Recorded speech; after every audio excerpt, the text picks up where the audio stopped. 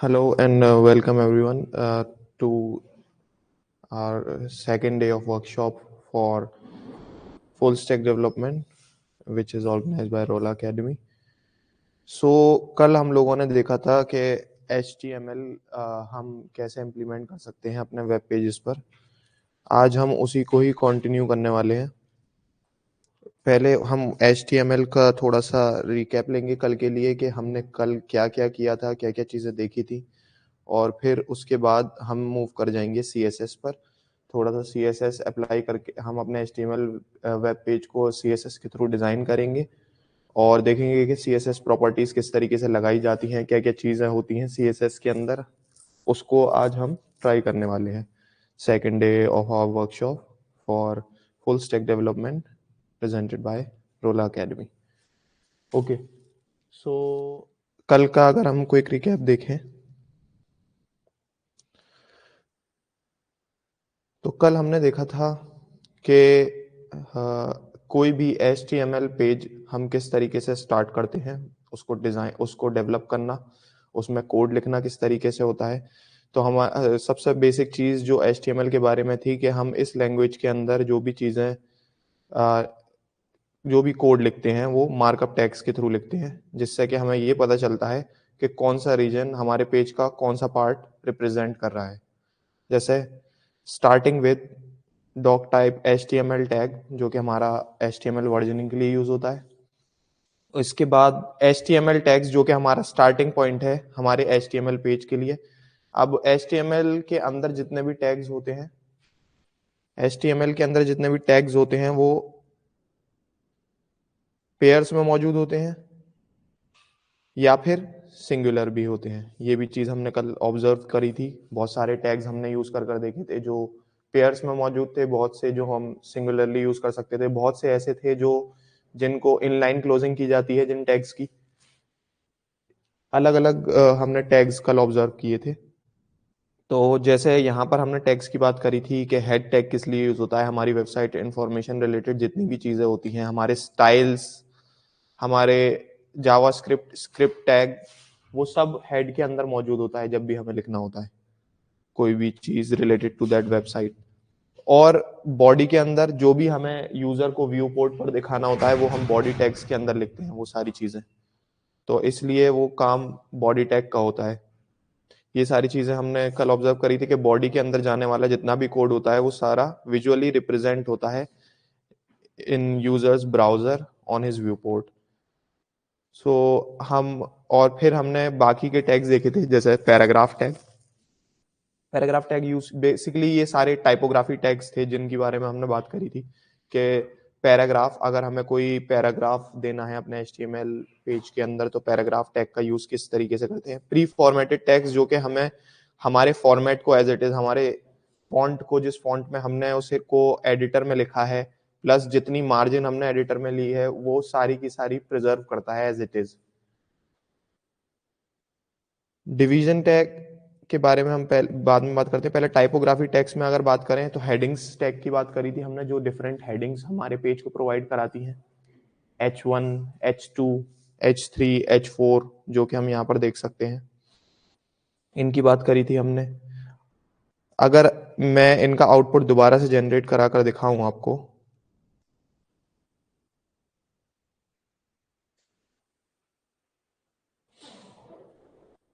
तो यहाँ देख सकते हैं आप हेडिंग्स हमारी किस तरीके से थी, हमारा पैराग्राफ कैसा दिखता था। पैराग्राफ में हमने स्ट्राइक टैग का भी इस्तेमाल किया है यहाँ पर थोड़ा सा एक लाइन के लिए, जिससे कि स्ट्राइक थ्रू लाइन बन जाती है बीच में।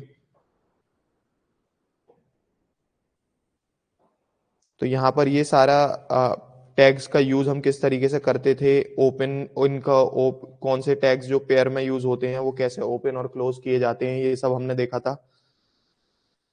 उसके बाद टाइपोग्राफी में ही हमने बोल्ड, इटैलिसाइज, अंडरलाइन टेक्स्ट किस तरीके से बनाना है, इसके एग्जांपल्स हमने देखे थे। और फिर साथ में हमने देखा था कि अगर हमें फॉर्मूला बेस कभी सबस्क्रिप्ट या सुपरस्क्रिप्ट टेक्स्ट की जरूरत पड़ जाए तो हम उसको किस तरीके से इम्प्लीमेंट करते हैं, उसका भी एग्जाम्पल इस पेज में मौजूद है, जो कि यहाँ आप देख सकते हैं कि हमने सबस्क्रिप्ट को किस तरीके से लिखा है HTML टैग्स के अंदर। और सुपरस्क्रिप्ट को किस तरीके से लिखा है HTML टैग्स के अंदर। इसके साथ हमने अनऑर्डर्ड और ऑर्डर्ड लिस्ट की बात करी थी कल के अनऑर्डर्ड एंड ऑर्डर्ड लिस्ट किस तरीके से हम दिखा सकते हैं अपने पेज पर, ये हमने बात करी थी। और फिर हमने थोड़ी सी इसमें CSS स्टाइलिंग करके देखी थी, जिसके लिए हमने पहले एक डिवीजन बनाया था जो कि हमारा स्पेशल टैग, जो कि हमारा स्पेस ऑक्यूपाइंग टैग के लिए यूज किया जाता है, कि हमें अगर अपने वेब पेज के अंदर अलग अलग डिविजन्स में कंटेंट को रखना है, अलग अलग स्पेसिस पर कंटेंट को रखना है, तो उसको डिवीजन टैग्स में रखा जाता है, ताकि हम उनको सेपरेट कर सकें उस पोर्शन को, जिस पोर्शन में हम वो कंपोनेंट्स रखना चाहते हैं अलग अलग जगहों पर। तो उसके लिए हमने डिव टैग की बात करी थी, हमने डिव टैग की वर्किंग देखी थी थोड़ी सी। तो यहाँ पर हमने फिर थोड़ा इसको CSS से स्टाइल करने की कोशिश करी, कि जिससे कि डिवीजन के अराउंड एक बॉर्डर बन जाए और विड्थ किस तरीके से दी जाए। हमने यहाँ पर ये चीज क्लियर करी कि जो एट्रीब्यूट्स होते हैं, आइडेंटिफाइंग एट्रीब्यूट्स कौन से होते हैं इस टैग इन HTML टैग्स के अंदर, आईडी, क्लासेस, प्लस जब हमने बात करी थी फॉर्म्स की, जो कि मैं अगर आ जाऊं फॉर्म्स के ऊपर, तो फॉर्म्स के अंदर हमने देखा था कि हम फॉर्म किस तरीके से बना सकते हैं। अगर हमें अपनी ही HTML वेबसाइट के अंदर फॉर्म और उससे रिलेटेड एलिमेंट्स यूज करने हैं, तो हम फॉर्म किस तरीके से बना सकते हैं, हमने ये देखा था, जो कि हम सेकेंड हाफ में हमने कल देखा था, कि फॉर्म टैग की स्टार्टिंग हमेशा फॉर्म टैग्स यूज करके की जाती है, जो कि पेयर टैग है। उसके अंदर हम सारे कंपोनेंट्स रखते हैं फॉर्म बेस्ड, जैसे कि हमारे जो भी लेबल्स और उस इनपुट्स होते हैं। तो हमने यहाँ पर देखा था कि इनपुट्स, अलग अलग तरह के इनपुट्स हमने इस फॉर्म में अप्लाई करके देखे थे, जैसे सिंपल हमारा टेक्स्ट इनपुट, जिसको हमें अगर टाइप ना भी दें तो बाय डिफॉल्ट वो टाइप टेक्स्ट हो जाता है, इनपुट हमने देखा था। उसके एट्रीब्यूट्स देखे थे हमने इनपुट टैग के अंदर, कि हम प्लेस होल्डर किस तरीके से अप्लाई कर सकते हैं, उसको नेम अलॉट करना, जो कि एक आइडेंटिफाइंग एट्रीब्यूट है उस टैग का, और उसके साथ नेम के साथ लेबल एसोसिएट करना उस इनपुट फील्ड के साथ। ये भी हमने देखा था कि लेबल को हम किस तरीके से एसोसिएट कर सकते हैं, वेदर थ्रू आईडी और थ्रू नेम, दोनों, इधर वे आप किसी भी तरीके से कर सकते हैं इसको। आइडेंटिफाइंग एट्रीब्यूट्स आपको पता होने चाहिए। So this is for place holder, this is for attributes of form elements. And also इसके अलावा हमने देखा था कि फॉर्म एलिमेंट्स अलग अलग तरह के कौन कौन से इनपुट बॉक्सेस हो सकते हैं यहाँ पर। जैसे यहाँ पर टाइप हमने यूज किया है ईमेल, एंड टाइप हमने यूज किया है पासवर्ड। तो हमने इनकी वर्किंग देखी थी कि टाइप ईमेल और टाइप पासवर्ड लिखने से, सिर्फ इन एट्रीब्यूट को यूज कर लेने से हमारे इनपुट बॉक्सेस पर क्या इफेक्ट आ रहा था। तो हम इस पेज को भी एक बार ओपन करके देख लेते हैं कि इसका आउटपुट किस तरीके से था, और ये जो इनपुट एलिमेंट्स हमने यूज करे अलग अलग टाइप के, ये किस तरीके से दिखाई दिए थे हमें। जैसे आप देख सकते हैं, ये एक सिंपल टेक्स्ट इनपुट है जिसमें आप टेक्स्ट फिल आउट करते हैं नॉर्मली। ये एक ईमेल इनपुट है जिसमें अगर आप करेक्ट ईमेल फॉर्मेट में चीजें ना दो और फॉर्म को सबमिट करने की ट्राई करो, तो फॉर्म इस पर एक वैलिडेशन थ्रो कर देता है, that is your proper email validation error, please include an @ in the email address. ये सब चीजें हमने ऑब्जर्व करी थी कि टाइप ईमेल देने से इस पर क्या इफेक्ट होता है, टाइप पासवर्ड देने से किसी इनपुट फील्ड पर हम क्या इफेक्ट देख सकते हैं। आप देखिए कि वो पासवर्ड कैसा दिखाई देता है आपको, हिडन टैग्स दिखाई देता है। ठीक है, ये सारी चीजें हमने कल ऑब्जर्व करी थी अपने HTML लर्निंग के दौरान, कि हम क्या क्या चीजें फॉर्म पर अप्लाई कर सकते हैं। फिर हमने डिफरेंट यूज केस के अकॉर्डिंग जो फॉर्म के डिफरेंट एलिमेंट्स हम यूज करते हैं वो ऑब्जर्व करे थे, कि सपोज दैट हमें मल्टी सिलेक्ट लगाना है अपने फॉर्म के अंदर। कोई ऐसी सिनेरियो आ गई कि यूजर से हमें इस तरीके का रिस्पॉन्स चाहिए जहां पर मल्टी सिलेक्ट आपको करना है रिस्पॉन्स में, कि यूजर मल्टी सिलेक्टेड ऑप्शन आपको रिस्पॉन्स में दे।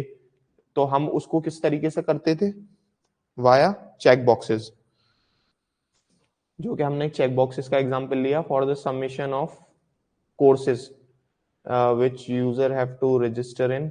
सो हमने इसका एग्जांपल लिया था यहाँ पर। और इसके अलावा हमने फिर हमने एक एग्जांपल दिखा कि सपोज दैट हमारे पास मल्टीपल ऑप्शंस हैं और यूजर को उनमें से कोई एक ऑप्शन सेलेक्ट करना है वाया ड्रॉप डाउन।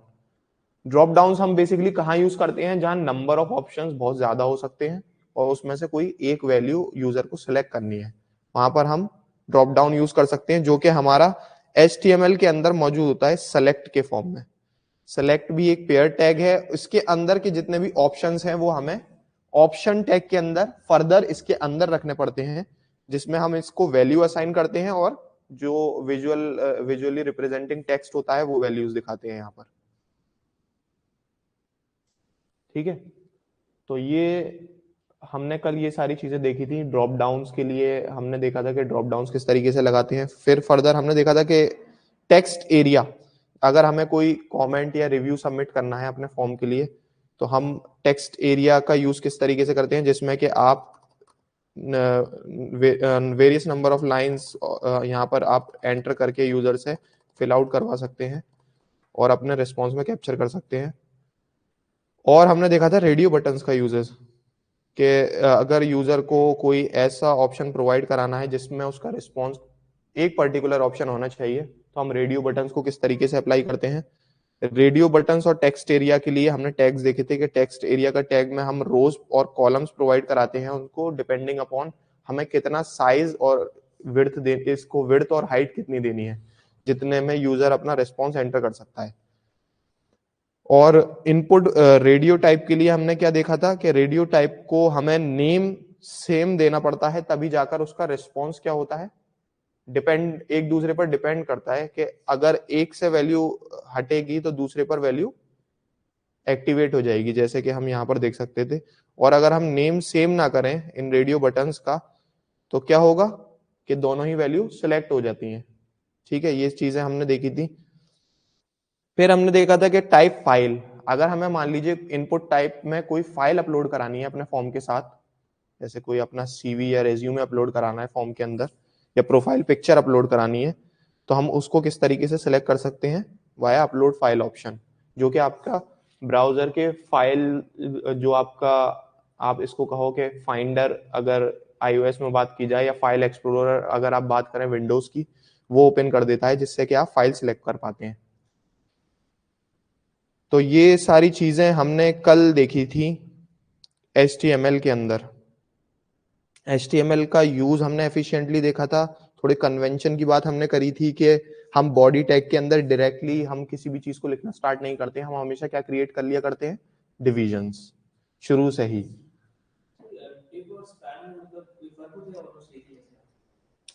डिव और स्पैन में, स्पैन बेसिकली जो ओरिएंटेड होता है वो सिंगल लाइन के लिए होता है।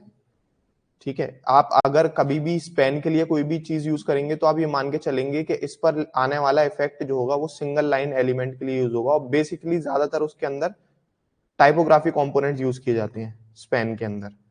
ठीक है, डिवीजन के अंदर हम क्या रख सकते हैं, वहीं पर डिवीजन के अंदर मल्टीपल कंपोनेंट्स या एलिमेंट्स रखे जा सकते हैं। ठीक है, तो बेसिकली अगर आप जब भी आप स्पेसेस को ऑक्यूपाई करने की या ग्रिड बनाने की बात करेंगे तो हमेशा डिविजन्स यूज किए जाएंगे। स्पैन का काम मेनली सिंगल लाइन या स्मॉल एलिमेंट्स के लिए ज्यादा ओरिएंटेड है। ठीक है, तो ये एक बहुत बड़ा डिफरेंस है डिव और स्पैन के अंदर। अच्छा, अब हमने सारे टैग्स क्या डिस्कस कर लिए थे। अभी हमारा जो टैग कुछ रह गए थे, that is your table tag.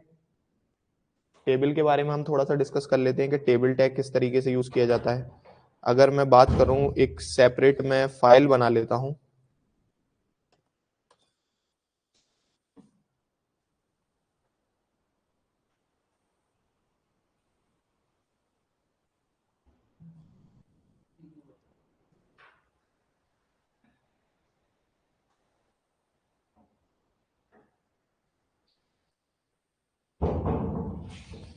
मैं एक सेपरेट फाइल बना लेता हूं जिसमें हम टेबल का एक एग्जांपल देखेंगे, जिसमें कि हमने यहां पर देखा कि हमने एक टेबल टेस्ट HTML नाम की फाइल बना ली है, और यहां पर मैं VS कोड के थोड़ी सी फंक्शनैलिटी को यूज करते हुए जल्दी से HTML का अपना एक स्ट्रक्चर तैयार कर लेता हूं, जो कि हमारा क्या है बेसिकली HTML के वही टैग्स जो हमने यूज किए थे, जो नेसेसरी टैग्स होते हैं किसी भी HTML पेज को स्टार्ट करने के लिए, वो मैंने यहाँ यूज कर लिए। ठीक है, तो ये हमारा HTML तैयार हो चुका है। HTML की बॉडी के अंदर हम क्या करेंगे, एक टेबल बनाना स्टार्ट करेंगे। तो वही हम सबसे पहले कन्वेंशन ले लेते हैं कि हम एक डिवीजन बना लेते हैं इसके अंदर, और यहां पर फिर रखना शुरू करते हैं टेबल। टेबल के लिए हमें क्या करना पड़ेगा, सबसे पहले जो इसका स्टार्टिंग टैग होगा, जैसे हम फॉर्म के लिए कर रहे थे कि फॉर्म विजुअली कोई, अगर सिर्फ फॉर्म टैग को यूज करते हैं तो वो कोई विजुअल रिप्रेजेंटेशन नहीं दिया करता था हमारे व्यू पोर्ट पर। सिमिलरली टेबल भी ऐसा ही करता है कि अगर हम सिर्फ टेबल टैग लिखेंगे यहां पर, तो वो एक तरीके से कंटेनर है कि यहां पर आने वाले एलिमेंट्स जो होंगे वो टेबल से रिलेटेड होंगे और एक टेबल क्रिएट होने वाली है इसके अंदर। वो सिर्फ ये रिप्रेजेंट कर रहा है। जब तक हम इसके अंदर इससे related TR that is your table rows and TD that is your table data, जब तक हम ये चीजें इसको प्रोवाइड ना कराएं, ये विजुअली आपको दिखाई नहीं देगा। जी, रोज जो आपके आप कह लो कि रोज, जो आप रोज के अंदर, या आप कह लो कि सबसे स्टार्टिंग की जो आपकी रो होती है उसके अंदर आप जो जो हेडर्स दे देते हो, वो उसी के बेसिस पर क्या कंसीडर कर लेता है उनको, कॉलम्स के। इसके अंदर अगर हेडर्स इतने मौजूद हैं तो कॉलम्स भी आपके उसी के अकॉर्डिंग होंगे। और उसमें फिर आपको क्या करना होता है कि नंबर ऑफ कॉलम्स को मैच करते हुए ही आपको टेबल डेटास प्रोवाइड कराने पड़ते हैं इनके अंदर। वो हम अभी देखेंगे कि अगर हम कुछ छोड़ देते हैं बीच में तो क्या इफेक्ट होता है टेबल के अंदर। ठीक है, ये सारी चीजें ऑब्जर्व करते हुए चलते हैं। तो क्विकली हम एक टेबल बना लेते हैं।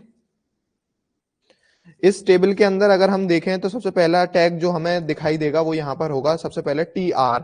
TR is your table row. Table row भी जब तक विजुअली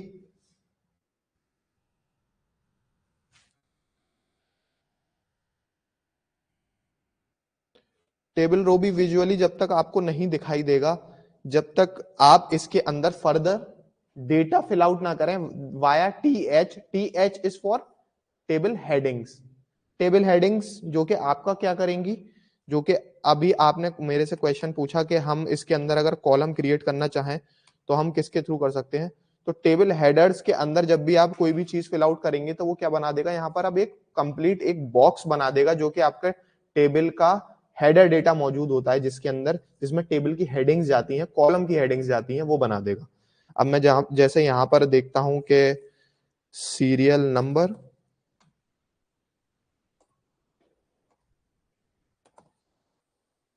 और यहां ले लेते हैं product name,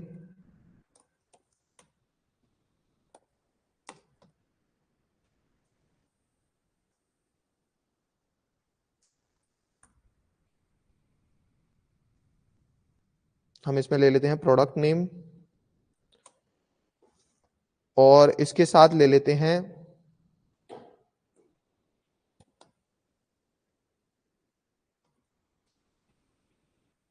price. Suppose that हम एक कैटलॉग टेबल बना रहे हैं किसी प्रोडक्ट के लिए। ठीक है, मतलब लिस्ट ऑफ प्रोडक्ट्स के लिए हम एक कैटलॉग टेबल बना लेते हैं।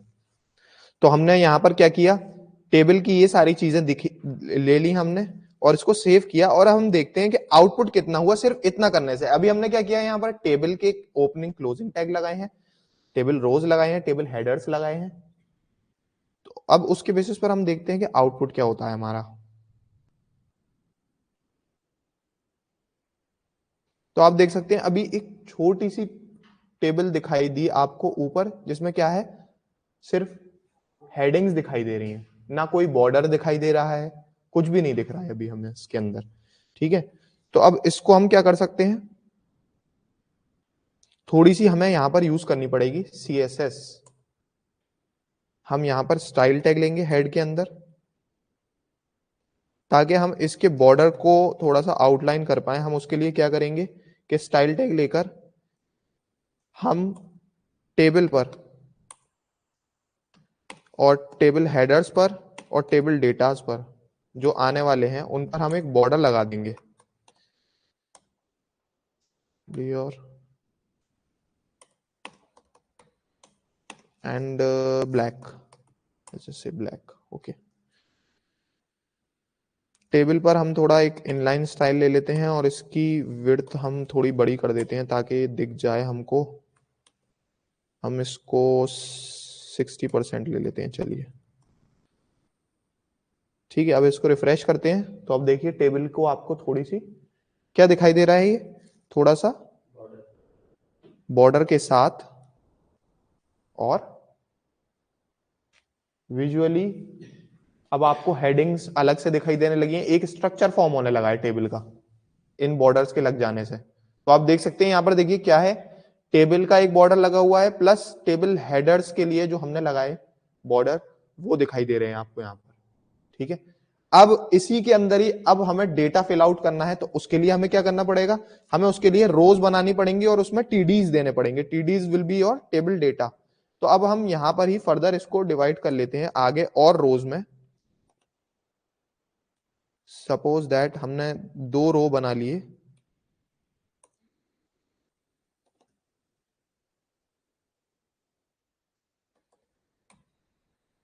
अब इसके अंदर एक पर्टिकुलर रो के अंदर हम टी डी जो फिल आउट करेंगे वो किस तरीके से करेंगे, हमें कॉलम के अकॉर्डिंग करना है। TD TD will be your table data. तो अब डेटा हम किसके अकॉर्डिंग करेंगे, कॉलम को मैच करते हुए, सीरियल नंबर के नीचे serial number, suppose that 1,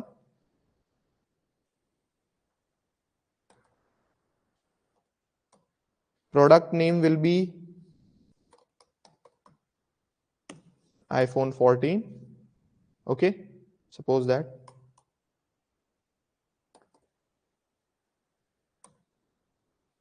price will be your around,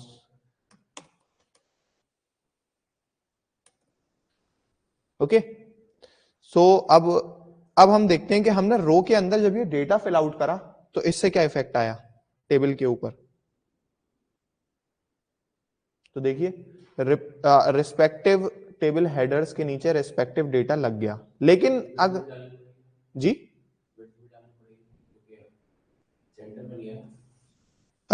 table हमने सेंटराइज, अभी इसको सेंटर नहीं किया है, हम सिर्फ इसको अभी यूज देख रहे हैं थोड़ा सा।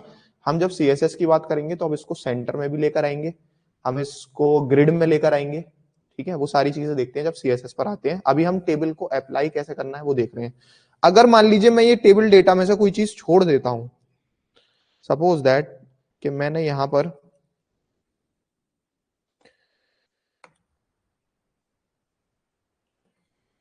सीरियल नंबर तो लिया, प्रोडक्ट नेम मैंने यहां पर एक टेबल डेटा नहीं लिया, मैं इसको कमेंट आउट कर देता हूं, एक टेबल डेटा नहीं लिया, तो टेबल पर क्या इफेक्ट पड़ेगा। तो आप देख सकते हैं कि जो टेबल डेटा बना, टेबल ने एचटीएमएल ने स्मार्टली वर्क नहीं किया। उसने क्या किया, सीधे सीधे जो टेबल डेटा था जो मिस आउट हुआ उसको ब्लैंक छोड़ दिया थर्ड वाले को, और जो हमारा प्राइस जो यहाँ के जग यहां पर आना चाहिए था वो सेकंड कॉलम के नीचे चला गया, ठीक है।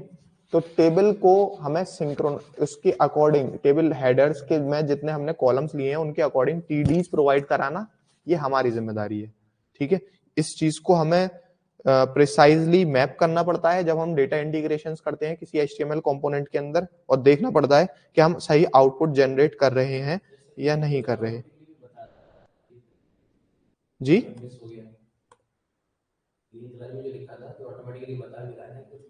नहीं, ग्रीन कलर तो वो कमेंटेड आउट कोड था जो मैंने इंटेंशनली उसको हटा दिया था ताकि हम वो कोड का पार्ट ना रहे और हम देख पाए कि इफेक्ट क्या हो रहा है। तो अगर अब हम इसको रिफ्रेश करेंगे तो अब आप देखिए कि जैसे ही मैंने तीसरा टेबल डेटा इसमें एडअप किया तो उसने ऑर्डर के अकॉर्डिंग अपनी जगह बना ली टेबल के अंदर, ठीक है। तो इस तरीके से हम टेबल को क्रिएट करते हैं एचटीएमएल के अंदर। तो यहां तक तो बात रही हमारी एचटीएमएल की, हम एचटीएमएल की बात करी। अब हम आज थोड़ा सा करके देखेंगे सीएसएस को, ठीक है। तो सीएसएस की बात कर लेते हैं सबसे पहले कि सीएसएस होता क्या है। सीएसएस नाम से फुल फॉर्म सीएसएस की क्या होती है, कैस्केडिंग स्टाइल शीट, ओके। तो हम उसको क्या कर, हम उस उन बेसिकली उन स्टाइल शीट्स के थ्रू हम क्या कराते हैं, अपने एचटीएमएल कंपोनेंट्स को स्टाइल या डिजाइन प्रोवाइड कराते हैं ताकि वो थोड़े से यूजर पर्सपेक्टिव से थोड़े अच्छे दिख सकें, अपीलिंग दिख सकें थोड़े, इसलिए हम उसको यूज करते हैं। और CSS का ही काम होता है जो कि यूजर इंटरफेस को बेटर बनाने के लिए किया जाता है। ठीक है, अब CSS के बहुत सारे अलग अलग लाइब्रेरीज हैं, फ्रेमवर्क्स हैं, टूल किट्स हैं, जिनका नाम है जैसे बूटस्ट्रैप टूल किट है CSS की। ठीक है, बूटस्ट्रैप क्या होती हैं? बेसिकली पहले से ही बनी हुई CSS फाइल्स हैं जो अलग अलग जगहों पर मतलब सर्वर्स पर रख दी गई हैं, जिनको आप यूज कर सकते हो वाया लिंक टैग्स अपने HTML पेज, अपने HTML हेड टैग के अंदर। ठीक है, लिंक हमने कल देखा था कि हमने हेड टैग के अंदर लिंक्स को किस तरीके से यूज किया था, तो हम आज उसको और देखेंगे कि एक्सटर्नल स्टाइल शीट को हम किस तरीके से लेकर आ सकते हैं अपने HTML पेज के अंदर। ठीक है, तो अब हम वापस से आ जाते हैं, हम एक काम करते हैं, CSS के एग्जाम्पल के लिए एक सेपरेट HTML फाइल बना लेते हैं, CSS example1। इसमें हम वही अपना HTML का टैग ले लेंगे। ठीक है, CSS को अपने HTML के अंदर लगाने के जो 3 तरीके बताए गए हैं वो कौन कौन से हैं? सबसे पहला तरीका है, सपोज दैट अगर कोई, मैं यहां पर ले लेता हूं कोई पैराग्राफ, मैंने यहां एक पैराग्राफ ले लिया, इसमें मैंने कुछ मैसेज लिख देता हूं, मैंने यहां पर कुछ मैसेज लिख दिया। अब अगर मुझे इस पैराग्राफ पर इसको स्टाइल करना है, तो सबसे पहला तरीका जो बताया गया, अगर इंडिविजुअली किसी पर्टिकुलर टैग पर आपको स्टाइलिंग करनी है, सिर्फ एक टैग पर ही करनी है, उसी पर्टिकुलर टैग पर, तो उसका सबसे पहला तरीका होता है inline styling. Inline styling via style attribute. Style attribute, जैसे ही आप स्पेस देकर उस HTML टैग के अंदर, ओपनिंग टैग के अंदर जैसे ही स्पेस देकर आप स्टाइल लिखेंगे, तो यहां पर आप इन कोटेशंस के अंदर उस स्टाइल को लिख सकते हैं जो कि इस particular HTML tag, that is your paragraph tag, इस पर अप्लाई हो सकता है। ठीक है, अब स्टाइल टैग के अंदर हम सिंटेक्स किस तरीके का होता है ये ऑब्जर्व करिएगा। कोई भी स्टाइल CSS प्रॉपर्टी अगर आपको इस टैग को देनी है, तो आप उसको कैसे लिखेंगे? Font hyphen size. Font size एक CSS प्रॉपर्टी है। फॉन्ट साइज प्रॉपर्टी को अगर आपको लिखना है तो सिंटेक्स किस तरीके से होगा? फॉन्ट हाइफन साइज, आप लगाएंगे यहां कोलन्स के बाद फॉन्ट का साइज एक्चुअली यहां पर CSS को बताएंगे कि कितना रखना है, वाया सपोज दैट हम यहां पर यूज कर लेते हैं पिक्सेल्स, तो 18 पिक्सेल्स। इस पैराग्राफ का साइज कितना रखना है हमें? 18 पिक्सेल्स। और सेमी कॉलन से हम इसको क्या करेंगे, इस स्टेटमेंट को, इस CSS प्रॉपर्टी को टर्मिनेट। यहां तक ये हमारी CSS प्रॉपर्टी हमने डिफाइन कर दी। ये आपका बेसिक, सबसे बेसिक स्टाइल डिक्लेयर करने का तरीका होता है। इसको हम क्रोम के थ्रू देखेंगे।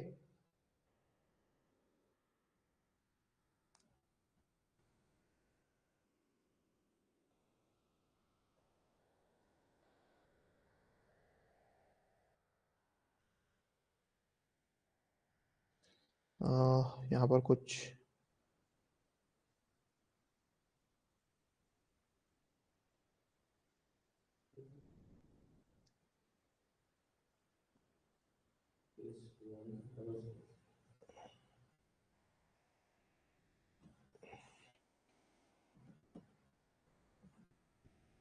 फॉर्म को, इसको क्या हो गया, पेज को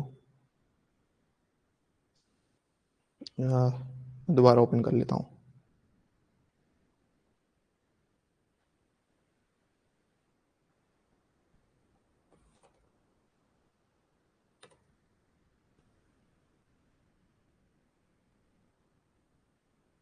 तो यहां पर आपने देखा इसका साइज कितना हो चुका है, 22 पिक्सल। 18 पिक्सल थोड़ा छोटा था, इतना विजुअली हमें नहीं दिखाई दे रहा था, हमने क्या करा, उसका साइज कर लिया 22 पिक्सल।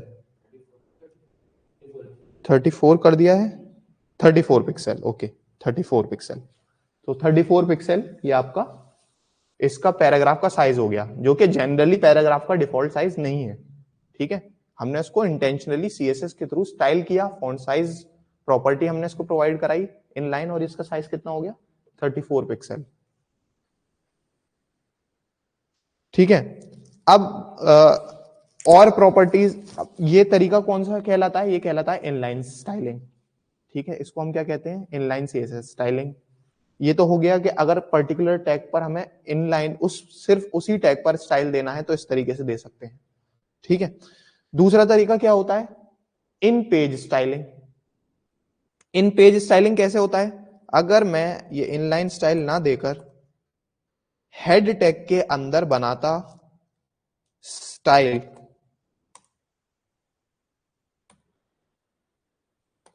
यहां पर मैंने हेड टैग के अंदर दो टैग लिखे, pair tag that is style tags. मैं यहां पर जो भी कोड लिखूंगा वो हमारा सीएसएस कोड होगा स्टाइल टैग्स के अंदर। ठीक है, अब स्टाइल टैग्स के अंदर हमको बताना पड़ता है उसको स्पेसिफिकली वाया सीएसएस सेलेक्टर्स कि हमें सीएसएस अप्लाई करनी किस पर है। ठीक है, अभी जैसे हमारे पास हमारे HTML बॉडी के अंदर सिर्फ क्या मौजूद है, पैराग्राफ टैग मौजूद है, तो हम सीधे सीधे इसको क्या करेंगे, पैराग्राफ टैग पर स्पेस देंगे, कर्ली ब्रेसेस के अंदर हम अपनी सीएसएस लिखेंगे। जब भी हम इन पेज या एक्सटर्नल स्टाइल शीट के अंदर जब भी सीएसएस लिखते हैं तो उसका सिंटैक्स हमेशा ऐसे होगा कि हम एक सेलेक्टर देंगे सबसे पहले कि जिस पर हमें सीएसएस लगानी है पेज के अंदर, प्लस कर्ली ब्रेसेस को पेयर अप करेंगे, कर्ली ब्रेसेस ओपन क्लोज, उसके अंदर हम प्रॉपर्टी लिखेंगे सीएसएस की जो भी हमें इस पर अप्लाई करनी है, that is your font size, और हम उसको अप्लाई कर देंगे 45 पिक्सल। ठीक है, बिल्कुल सेम वैसे ही करेंगे जैसे हमने वहां किया था, बस क्या फर्क हो जाएगा, यहां पर एक सेलेक्टर का यूज करेंगे हम जिस पर हमें अप्लाई करना है, क्योंकि अब हम इसको थोड़ा सा क्या किया है हमने हायरार्की में बिल्कुल टॉप पर ले गए हैं कि हम पूरे पेज के लिए अप्लाई कर रहे हैं एक्सटर्नल सीएसएस को। ठीक है, और उसके लिए हमें क्या जरूरत पड़ेगी, सीएसएस सेलेक्टर की, कि हमें बताना पड़ेगा सीएसएस को कि अगर ये सीएसएस या स्टाइल हम यूज करेंगे तो किस टैग पर यूज करेंगे, उसको पता कैसे चलेगा कि किस पर लगाना है। इनलाइन का तो ठीक था, इनलाइन तो हम उस पर्टिकुलर टैग पर जाकर स्टाइल लिख रहे थे अपना, लेकिन यहां पर आपको उसको आइडेंटिफायर देना पड़ेगा जिसको सीएसएस सेलेक्टर कहते हैं। ठीक है, तो ये हमने यहां पर करा इसको, और इसको मैंने रिफ्रेश किया तो आप देख सकते हैं कि इसका साइज कितना हो गया है 45। और अगर मैं इसको इंस्पेक्ट करूं तो आप देखेंगे कि बॉडी के अंदर ये स्टाइल टैग यहां पर नहीं लगा है, इस बार ये स्टाइल टैग कहां आया है, अगर मैं इसको सेलेक्ट करूंगा तो यहां पर इसकी स्टाइलिंग में आया है पेज की।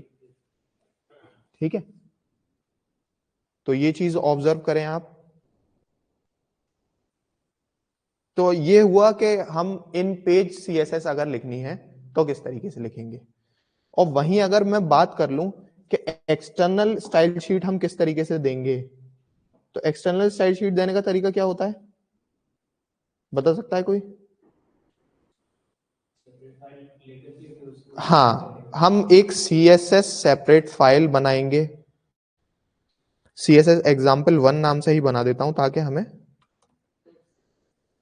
और इसका एक्सटेंशन होगा .css। ठीक है जी, हाँ इसको हम HTML से लिंक करेंगे, वो सारी चीजें भी हैं, अभी एक मिनट में अभी पहले वापस से देख लेता हूं।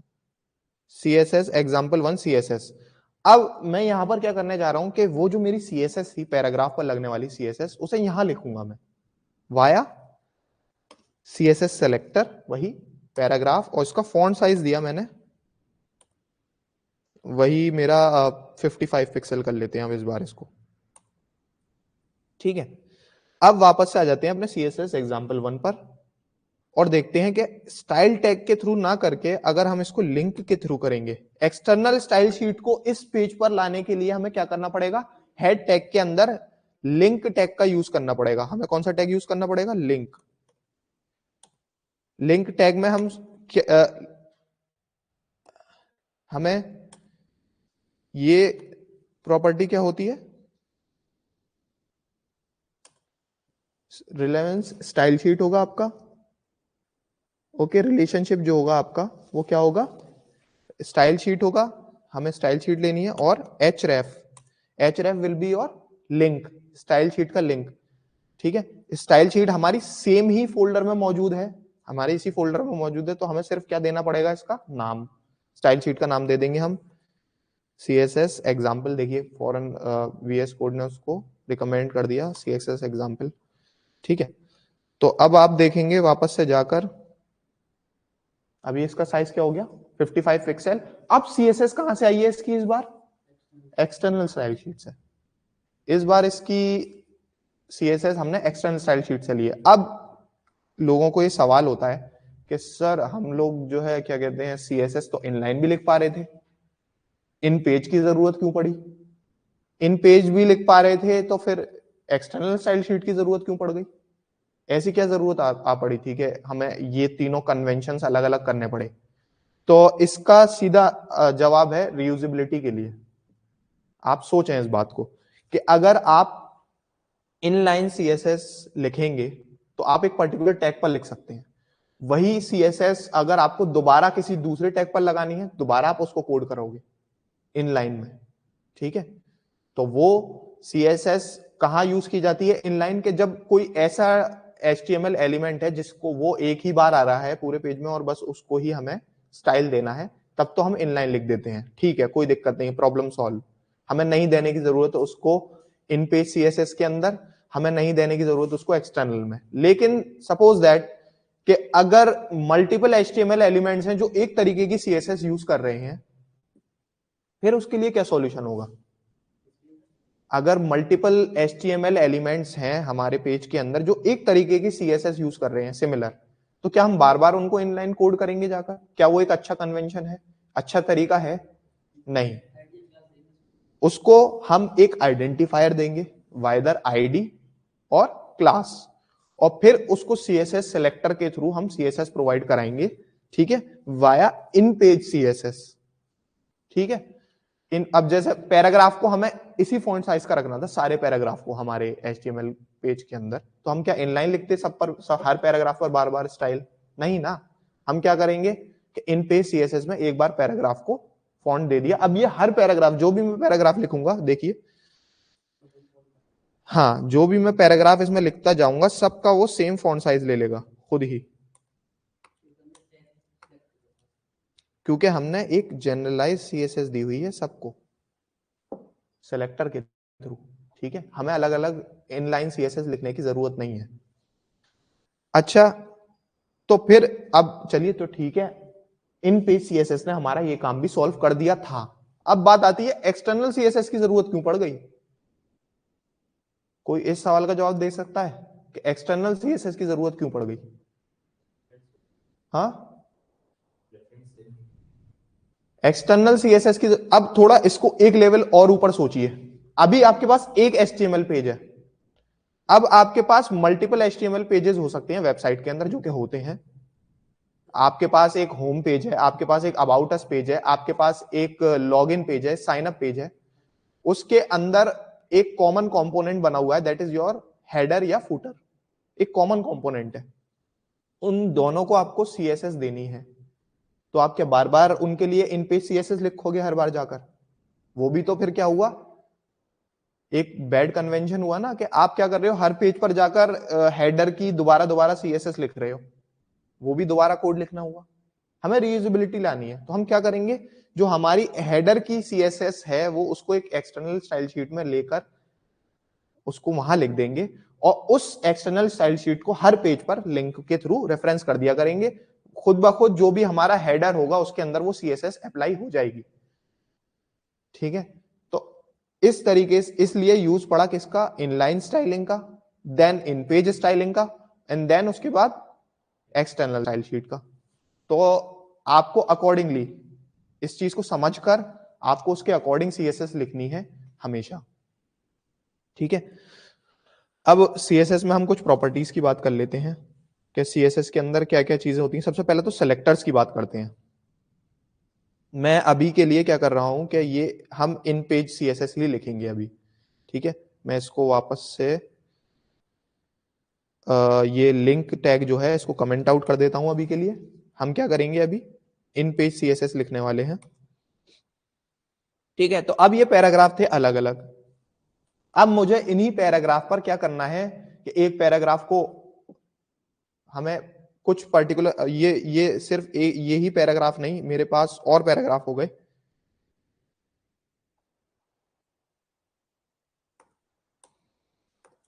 मेरे पास इतने सारे पैराग्राफ्स हो गए। अब मुझे इनमें से कुछ पैराग्राफ को क्या करना है, मुझे कुछ पैराग्राफ्स को फॉन्ट साइज 35 पिक्सल रखना है, कुछ पैराग्राफ का 50 पिक्सल रखना है। तो अब ये मैं कैसे करूंगा, क्योंकि हमने यहां पर सिलेक्टर क्या दिया हुआ है, p टैग। तो अब यहां पर रोल आता है CSS सेलेक्टर का, जो कि हमारे क्या हो सकते हैं, जो हम एट्रीब्यूट्स हम देख रहे थे आईडी और क्लासेस, ठीक है। तो अब एक पैराग्राफ को मैं क्लास दे रहा हूं यहां पर इवन, और एक पैराग्राफ को सपोज दैट इसका नाम मैं ऑड दे देता हूं और इस क्लास का नाम दे देता हूं मैं इवन, ठीक है। ये क्लास मैंने क्या किया, यही क्लास जो है मैंने बाकी के पैराग्राफ्स के लिए यहां पर मैंने पैराग्राफ्स अपने इसी तरीके से लिख दिए सारे with using these two classes, ठीक है। अब CSS के अंदर इन सेलेक्टर्स को यूज किस तरीके से करेंगे, तो ये कौन सा सेलेक्टर है, क्लास सेलेक्टर है।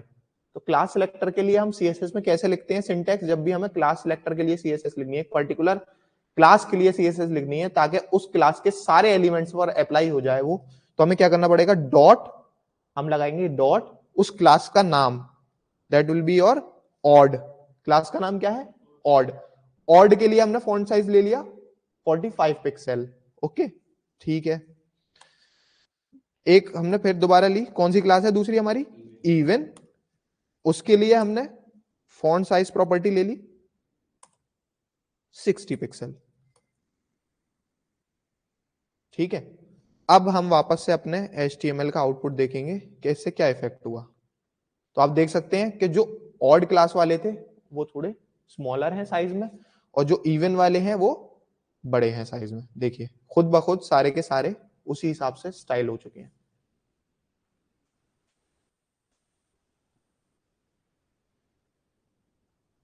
तो इस तरीके से ये आप यहां पर क्या लगा रहे हो, CSS सेलेक्टर्स, इनको क्या कहा जाता है, CSS सेलेक्टर। ये जो चीजें हम यहां पर यूज करते हैं इन पेज या एक्सटर्नल स्टाइल शीट के अंदर, जो एक आइडेंटिफाइंग रोल प्ले करते हैं किसके लिए, HTML एलिमेंट्स के लिए, ठीक है। अब मुझे इन्हीं में से किसी एक पर्टिकुलर एलिमेंट को क्या करना था, अलग करना था, ठीक है। मैंने क्या कर दिया कि ये ठीक है, ऑड और इवन तो है, जिस पर एक आईडी लिखी हुई है मैंने टेस्ट, उस पर मैं कुछ और चेंज कर दूं। तो देखिए यहां पर मैंने एक आईडी लिखी, आईडी टेस्ट। आईडी भी एक CSS सेलेक्टर के तौर पे यूज किया जाता है, लेकिन जब आईडी को हमें CSS में लिखना होता है तो हम क्या करते हैं, हैश हैश यूज करते हैं, और फिर हम लिखते हैं उस आईडी का नाम, जो CSS जो उस एलिमेंट की आईडी है, और उस पर हम लिख देते हैं CSS अपनी। तो मैं इसका कलर दे देता हूं सपोज दैट ब्लू, मैंने इसको ब्लू कलर दे दिया। अब बाकी सब तो ठीक है, उसके इवन और ऑड वो क्लास के अकॉर्डिंग ले रहा है, लेकिन एक पर्टिकुलर एलिमेंट जो है वो उस पर मैंने आईडी के साथ CSS भी अपेंड की हुई है। तो अब देखते हैं इफेक्ट क्या होगा। तो आप देखें एक एलिमेंट, इनमें से एक एलिमेंट उसने CSS जो इवन ऑड वाली थी वो तो ली क्लास के अकॉर्डिंग, वो तो उस पर अप्लाई हो गई। उसके साथ एक एलिमेंट की आईडी क्या हो गई, मैंने चेंज करके उसको पर्टिकुलर आईडी के अकॉर्डिंग CSS दे दी, तो वो कैसा हो गया, ब्लू हो गया कलर के अकॉर्डिंग। तो CSS सेलेक्टर से आप किस पर्टिकुलर एलिमेंट पर क्या CSS लगानी है, ग्रुप करके CSS लगानी है अगर किसी पर तो कैसे लगानी है, ये सारी चीजें आप सिर्फ सेलेक्टर्स के बेसिस पर अप्लाई कर सकते हैं CSS के अंदर। ठीक है, अब बात करें कि CSS के अंदर प्रॉपर्टीज कौन कौन सी होती हैं। तो CSS में बहुत सारी प्रॉपर्टीज होती हैं जो कि हम टेक्स्ट पर लगा सकते हैं। That will be your font size, font family. इसकी फॉन्ट फैमिली अगर हमें चेंज करनी है तो फॉन्ट फैमिली हम दे सकते हैं। इतनी सारी फॉन्ट फैमिलीज में से हम कोई सी भी फॉन्ट फैमिली ले सकते हैं। Suppose that times new Roman में ले लेता हूं, तो आप देखेंगे इसकी फैमिली टाइम्स न्यू रोमन हो चुकी है अभी, जो कि इफेक्टिव नहीं दिखेगी आपको। मैं दूसरा ले लेता हूं इसलिए एग्जाम्पल,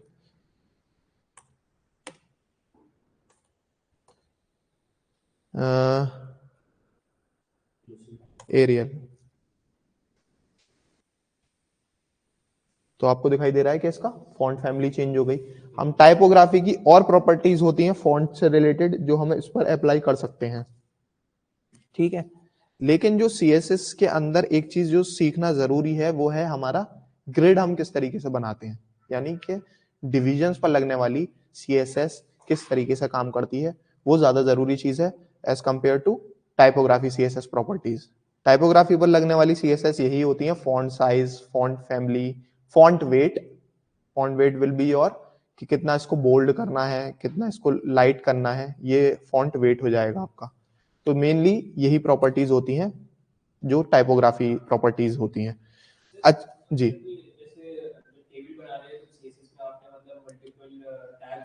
हाँ,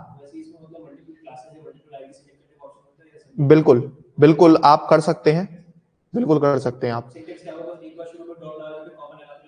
वो जो है इनहेरिटेंस था वो, that will be your CSS inheritance. इन्होंने अच्छा क्वेश्चन पूछा कि हमने यहां पर जो हमारा टेबल था, अगर हम बात करें टेबल एग्जांपल की, तो ये जो हमने टेबल बनाई थी इस पर एक प्रॉपर्टी आप देखें कि मैंने क्या किया था, table comma TH comma TD, TH comma TD से क्या हुआ,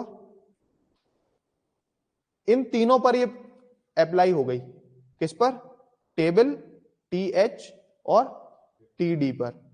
ठीक है, इसी तरीके से आप इनहेरिटेंस भी कर सकते हैं, that will be via this. इसका मतलब क्या हुआ, टेबल के अंदर आने वाले TH, टेबल के अंदर आने वाले जितने भी TH हैं और TH के अंदर आने वाले जो भी TD हैं उन पर लगेगी CSS। This is inheritance. इसको क्या कहते हैं, CSS इनहेरिटेंस। हम अभी उस पर नहीं जाकर हम पहले CSS प्रॉपर्टीज की बात करते हैं। हम पहले बात करेंगे CSS प्रॉपर्टीज की। ठीक है, तो वो बिल्कुल जो सही आपने सवाल पूछा कि वो हमने जो कॉमा लगाकर यूज किया था वो किसके लिए था, मल्टीपल एक ही मतलब मल्टीपल एलिमेंट्स पर अगर सेम CSS लगानी है तो वाया कॉमा भी लगा सकते हैं आप। ठीक है, अब हम बात करेंगे डिविजन्स के बेसिस पर कि ये तो थी हमने, ठीक है, ये तो बात देख ली हमने किसकी, पैराग्राफ्स की। अगर यहीं पर ही हम पैराग्राफ्स ना लेकर हम डिवीजन ले लें, इसका नाम मैंने दे दिया, इसको मैंने एक क्लास दे दी, इसको नाम रख दिया मैंने container.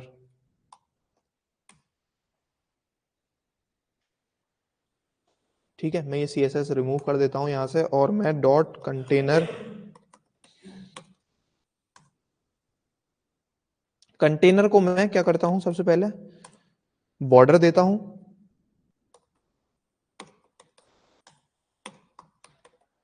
Blue colour border.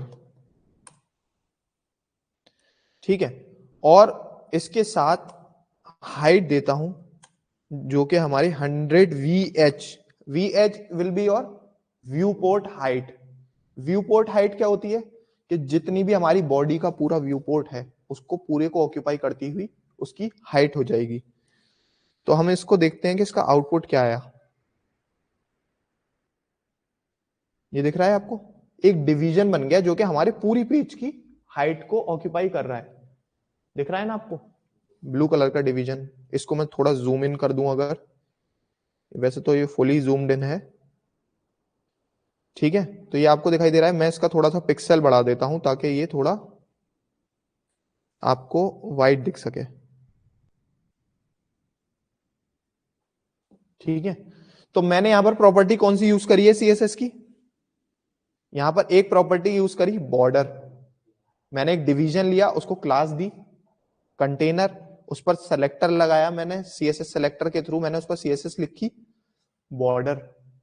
Border का बॉर्डर क्या करता है, जो भी हमारा डिवीजन है उसके अराउंड, जो भी एचटीएमएल एलिमेंट है उसके अराउंड एक बॉर्डर क्रिएट कर देता है। जितनी उसकी ऑक्यूपाइंग स्पेस होती है उसके अराउंड एक बॉर्डर क्रिएट करके, और उस बॉर्डर की हम विड्थ स्पेसिफाई कर सकते हैं, टाइप दे सकते हैं, सॉलिड के अलावा डैश्ड भी होता है, ठीक है, और भी बॉर्डर्स होते हैं अलग अलग तरह के, हम टाइप दे सकते हैं। ये मैंने सॉलिड लिया है, that will be a solid line, और कलर हम एक साथ दे सकते हैं, ठीक है। इनको सेपरेटली भी दे सकते हैं बॉर्डर को, कि बॉर्डर कलर हम दूसरा देना चाहें तो वो सेपरेट उसकी सीएसएस प्रॉपर्टी भी है, लेकिन एक लाइन में अगर आपको ये सारी चीजें प्रोवाइड करानी है तो ऐसे दे सकते हैं।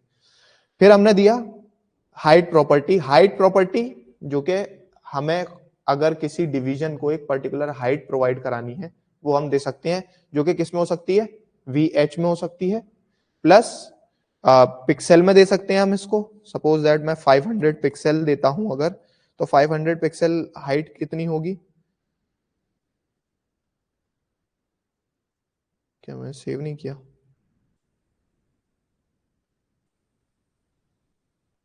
कम करनी पड़ेगी।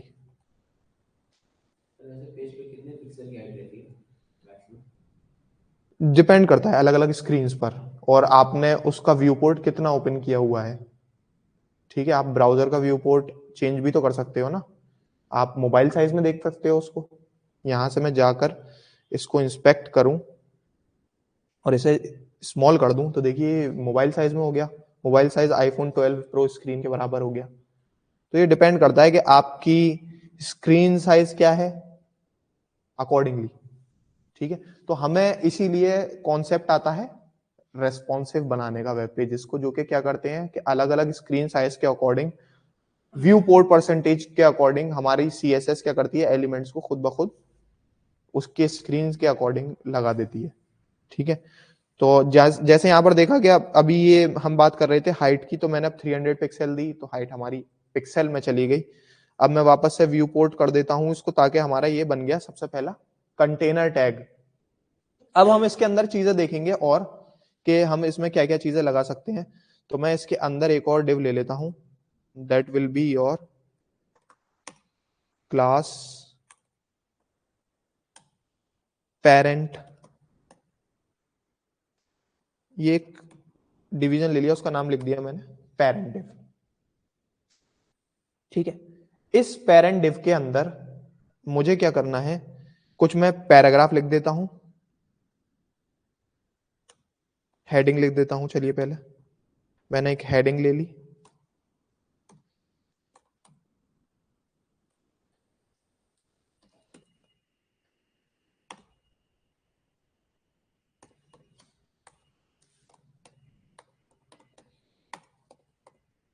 माई प्रोडक्ट टेबल, ठीक है। अब इसको, और मैंने यहां पर इस पर थोड़ी सी सीएसएस अप्लाई कर दी।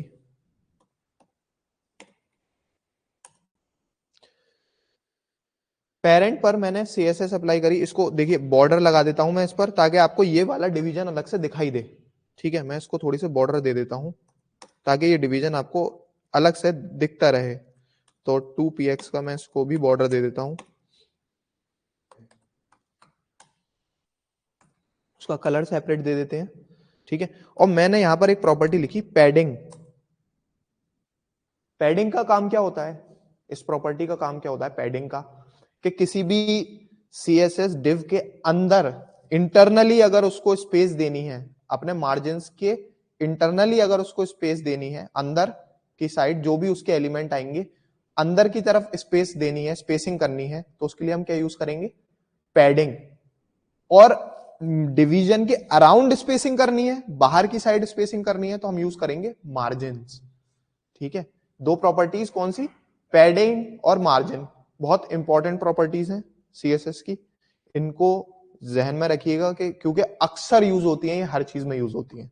पैडिंग, मार्जिन, बहुत कॉन्सेप्ट, ये सबसे ज्यादा यूज होने वाली प्रॉपर्टीज हैं सीएसएस के अंदर, जो मैं भी अगर जैसे फ्रंट एंड डेवलपर अगर मैं कोड लिखता हूं, अक्सर डिजाइनिंग करता हूं, तो मैं ये प्रॉपर्टीज हमेशा यूज करता हूं। पैडिंग, मार्जिन अक्सर चीजों में यूज पड़ती है, सभी चीजों में पड़ती है इनफैक्ट। ठीक है, तो अब हम इसको दे देते हैं 20 पिक्सल, पैडिंग दे दी।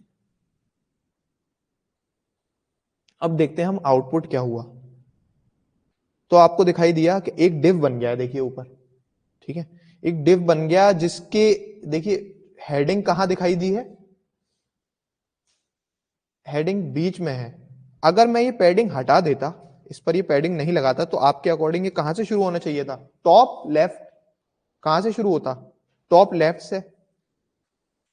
देखिए टॉप लेफ्ट पर पहुंच गया है। ये जो थोड़ी सी स्पेसिंग दिखाई दे रही है, ये आपको हाइट टैग, उसकी हेडिंग टैग की वजह से दिख रही है, जो कि किसकी स्पेस है, ये हेडिंग की लाइन हाइट है। ठीक है, उसकी वजह से ये थोड़ी सी स्पेस दिखाई दे रही है, वरना देखिए आपकी मार्जिन पर बिल्कुल ये पीछे की साइड लग गया है, बिल्कुल लेफ्ट साइड पर चला गया है, लेफ्ट मोस्ट साइड पर। ठीक है, अब अगर मैं इसको पैडिंग दे दूं 20 पिक्सल की, तो ये कहां हो जाता है, देखिए इसकी स्पेसिंग इस डिवीजन के अंदर, ऊपर से भी, नीचे से भी और लेफ्ट से भी कहां आ गई, इंटरनल आ गई, थोड़ी बीच में आ गई। ठीक है,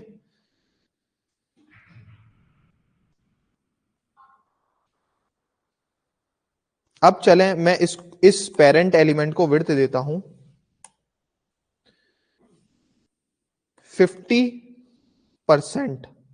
अब मैंने प्रॉपर्टी कौन सी यूज करी, पेरेंट पर। पेरेंट किसके अंदर था, कंटेनर के अंदर। ये चीज गौर करिएगा, हायरार्की समझिएगा कि कंटेनर के अंदर पेरेंट मौजूद था। पेरेंट पर मैंने क्या दी, विड्थ दी, कितनी, 50%। 50% विड्थ देने का मतलब क्या है, अगर मैं VH में देता हूं, तो वो कल जो हमने डिस्कस किया था कि व्यू पोर्ट हाइट अगर हम देते हैं तो वो किसके अकॉर्डिंग लेता है, पूरे व्यू पोर्ट के अकॉर्डिंग। लेकिन अगर मैं 50% दे रहा हूं, तो वो किसके अकॉर्डिंग लेगा, जो इसका पेरेंट डिवीजन होगा। इस पेरेंट कंटेनर का जो और फर्दर पेरेंट डिवीजन है, वो क्या है, हमारा कंटेनर है। तो कंटेनर का कितना लेगा, ये 50% विड्थ लेगा।